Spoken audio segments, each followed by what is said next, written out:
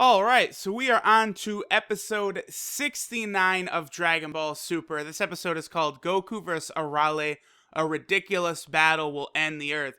And I gotta say, this was another good episode. I really enjoyed this one. It, it feels to me like sometimes Dragon Ball Super almost collapses under the weight of its own plot. That's definitely what happened in the Future Trunks arc. And when we just get these one-off, comedy, relaxation episodes, slice of life, whatever you want to call it, the show it just works a lot better. I don't know why that is, but whoever it is that's working on Dragon Ball Super, maybe the storyboarding or whatever, they're not quite there yet in terms of the dramatic content, but they absolutely have nailed these, filler episodes, and I use air quotations for that. The other thing I gotta mention was I saw so many people talking about Kid Trunks growing up in this episode. Oh, Trunks is definitely older. Lily looks like the History of Trunks episode. And people got this from just one tiny little frame in the next episode preview that I thought was probably just, I don't want to say bad animation, but just wonky animation. And that surely was the case. So it's death to clickbait again, always and forever. Because Trunks is definitely not grown up. He's exactly the same here. There's no time skip or anything. This was probably taking place pretty close after, the last episode where they all make wishes to Shenron, or the episode prior when they closed up the Trunks arc. So the episode opens up, we're introduced to a bunch of the characters of Dr. Slump again, because this is basically I don't know if it's a Dr. Slump Dragon Ball crossover episode is correct, but I think it's more of like a celebration of Dr. Slump and a lot of its characters, because I know there's a lot of events going on. There's some Dr. Slump anniversary, I believe, and even in Dokkan Battle, there's a whole bunch of Arale cards being introduced. There's a lot of interesting Dr. Slump stuff going on right now. And the main character of Dr. Slump, Senbei Norimaki, he actually is going to West City to receive, or possibly receive an award from the World Science Convention type thing. Now, at the convention itself, we see Goku's working part-time as a security guard, and he actually has a suit on, and his hair is kind of gelled back. And I can never believe people were pitchforks and fire torches angry at Goku having his hair slicked back, saying, oh, this contradicts what was said in the anime. And it's you go back and look at it, and all Vegeta says is Saiyan's hair don't undergo any weird changes from the day they're born. It's it doesn't say that Goku can't gel his hair back, man. I like it. It's interesting. It's a nice little look at some other aspects of these characters we haven't seen before. Remember in GT, Vegeta, grew his mustache. And then, we saw Goku and Vegeta with their full lumberjack beards earlier in Dragon Ball Super. So I don't understand how it would be difficult to understand that Goku could just slick his hair back. There's nothing crazy about that at all. Now, in the actual convention, we see Bulma, Trunks, and Vegeta are there. Obviously, a lot of scientists from around the world are here to possibly win an award for their great invention. And Senbei Norimaki from Penguin Village, he is actually the winner. And he has his invention. It's really dumb looking, but it's cool. It's a pot with, I don't know what the bottom part is, because the bottom part is a black pan, and the top is a pot handle. And he calls it Reality Machine number 2. And basically, if you think really hard about your strong desire, the machine will just create it out of nowhere, which is, that's actually quite interesting. Then the one of the villains of Dr. Slump shows up, Dr. Masahirito, and I guess he actually died in the Dr. Slump manga. It's funny because Senbei actually pulls out the Dr. Slump manga, flips through the pages, and goes, see, right here, you definitely died. And Masahirito here is a ghost. Now, again, don't look too deeply. He just straight up says, I couldn't stand not being invited, so I escaped hell in ghost form. And it's don't worry about it. Don't take it too serious. But it's interesting, man. It's funny. This dude is a literal ghost showing up. I mean, we have seen ghosts in Dragon Ball Z. So, I mean, Then Masahirito, he reveals that he gave a drug Playtime X to Arale. So now her desire to play increases by 100-fold. So she starts destroying everything, and the Gotchans are eating everything, and like chaos is breaking out. And it's funny, Mr. Satan is like, all right, everyone evacuate, I'll take care of this. And then he goes up to Vegeta and he bows and he's go, Sensei, please take care of this. I was like, oh, shit. Oh, Mr. Satan, he called Vegeta Sensei. I love that. And Vegeta looks over at Bulma and Trunks and they're like, yeah, help. And Vegeta, it's just, he slams his hands down and he goes, yade, yade. I'm like, oh, shit. We got a Jotaro sighting here. Yade, yade, good grief. I love it. And Vegeta, he walks over to Arale and he's like, oh, I'd like to see who her parents are. What an undisciplined brat. Vegeta, when Vegeta is in like a comedy situation, it really, really works, man. And, Vegeta's voice actor, I can never shower him with enough praise. He just continues to amaze. He's so damn good getting over, Vegeta's emotions and what he's feeling at all times. Very, very solid marks here. While we're on the subject of voice acting, though, I'm pretty sure my ears do not deceive me. So I haven't actually looked it up, so I can't confirm 100%, but I'm pretty sure Mr. Satan's voice actor is Joseph Joestar from JoJo's Bizarre Adventure.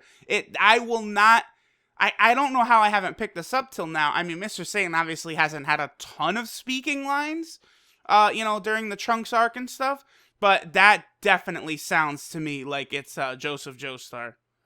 So after this, we're treated to like a long, funny scene of kind of Goku and Vegeta are like trying to attack Arale, and like Arale is just dominating Vegeta, and Vegeta even thinks like, damn it, there's no way I can beat a gag manga character. I'm from a battle manga character. Fighting in a battle manga style will get me nowhere. I'll have to fight in a gag manga style. And it's just, it's just like, this is the type of thing that like people who do like power scaling in Dragon Ball and stuff, it's like nuts. I mean, we do see her. She matches a beam clash with Super Saiyan God, Super Saiyan, Super Saiyan Blue Goku. They shoot a beam and it basically is dead even. Now remember, Super Saiyan Blue Goku overwhelmed Merge Zamasu, okay? So Arale, like a lot of people, I've seen, based on info given and stuff, Arale, like before this episode was at least thought to maybe be on the level of Frieza because Arale could destroy the Earth. And we even see a scene where Arale kind of hits the ground and the Earth shatters in two. But, obviously everything's fine. And Vegeta's like, don't do those gag tricks here. But, so, I mean, confirm, man. Listen, okay? At the tippy top, I'm not going to consider, like, the Zeno-sama because to me, he doesn't count because he's a cheat code. He just instantly wins. So we're like talking like battle power. Obviously, we got like, the Great Priest, and then we got the Angels, Whis and Vados, then Beerus. Then Arale is right there under Beerus. Then we got 50 layers of shit. And then there's Merge Zamasu, Vegito, Goku, Vegeta, Trunks, all of them. Arale! Unstoppable. Undeniable. Just truly impressive by Arale. Now, Vegeta basically gets knocked out of there, like out of the scene by Arale's headbutt. Very, very similar to what she did to General Blue. Now, I don't have a ton of experience with the Dr. Slump manga, and the anime is really, really hard to find and watch. But I'm pretty sure this is a signature of hers, because again, she does do it to General Blue, and once she does it to Vegeta, Goku finally recognizes who she is. He powers up to Super Saiyan Blue, they do a clash with his Kamehameha, and she shoots a beam out of her mouth. After that, she goes, oh, that was fun, let's try again, this time times 100. And Goku's like, times 100? It's a what? So, at this moment, Bulma's like, okay, I'm filing this away, Goku can't do it. And so she tries to contact Whis to have Beerus come down. And Whis says that, while they'd love to come get delicious food, even he is not supposed to wake Beerus up after Beerus has just fallen asleep. And we see that Beerus is asleep. So what Senbei decides to do is he thinks of Poop with his reality machine number 2, and Trunks actually takes it over to Arale, and this kind of triggers Arale's, innocence, and she kind of gets a stick and is just sitting there poking the Poop for a little while, until finally Bulma gets a TV camera, points it at reality machine number 2, and she tells the world to think of the most delicious food ever.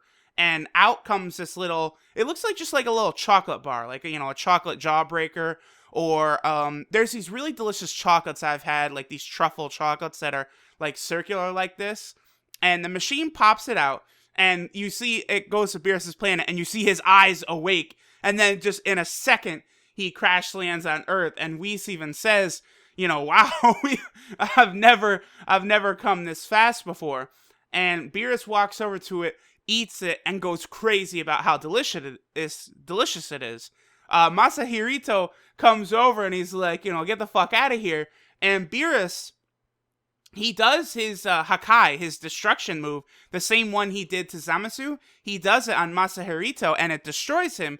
And Whis says, ghost or not, there's nothing Beerus, nothing Beerus can't destroy.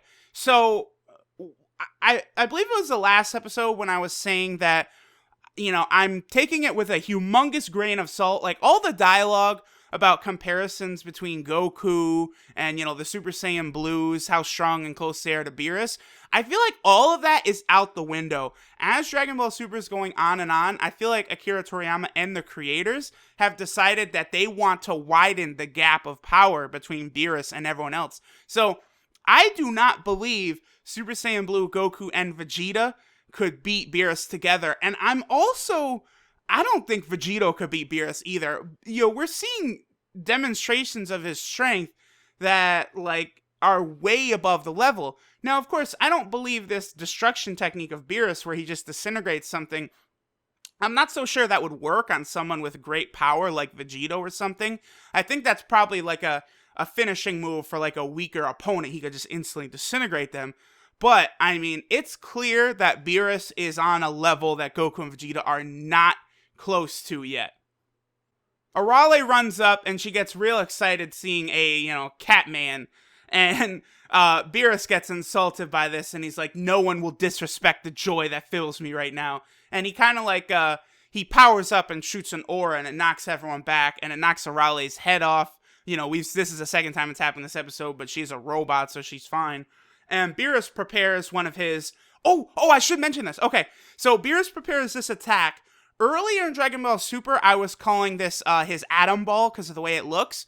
But there is an official name for this attack. It might be in Xenoverse 2, I'm not sure. But in Dragon Ball Z Dokkan Battle, it's called Cataclysmic Orb. So that's the name of this attack. I gotta assume once it's introduced into other Dragon Ball games, that's what it'll be called. I guess I should look into that if it's in Xenoverse 2. I'm not sure. On a related note, Goku Black's attack is called Aura Blade. But alright, so just as Beerus is about to finish Arale off, his stomach starts growling and he quickly has Whis take him away. And Bulma and Senbei, they kind of theorize that it's possible that, all of the deliciousness from all the chemical reaction of different stuff around the world might have caused this. And then Trunks is like, or it could just be that, it was made out of the same machine that just made poop. And everyone laughs and it's like, okay. So after this, the drug wears off. Masahiro is, it was stated before that when ghosts are killed, their existence is completely erased. I remember Goku was telling this to Vegeta when Vegeta was going to fight Kid Buu while dead. Now, again, Dragon Ball is pulling out a lot of retcons and stuff, plus this isn't really an episode to be taken seriously, so it's unclear what happened to Masahiro. He might have been wiped clean from existence, he might just be back in hell, who knows, there's no way to know, because Dragon Ball Super at any time could pull any shenanigans out of a hat, and, whatever happens, happens. So everyone leaves, and Trunks and Bulma are like, oh wait, we forgot something. And then we see Vegeta, arms crossed, hanging from a branch halfway across the planet. And he kind of thinks I'll never fight a gag manga character again. And that's how the episode ends. And I was like, man, you know what? This was really enjoyable. Fuck all the haters out there. These episodes of Dragon Ball Super are great. There's no denying it. These are very, very fun. There's bad filler, And then there's this, which is absolutely not bad.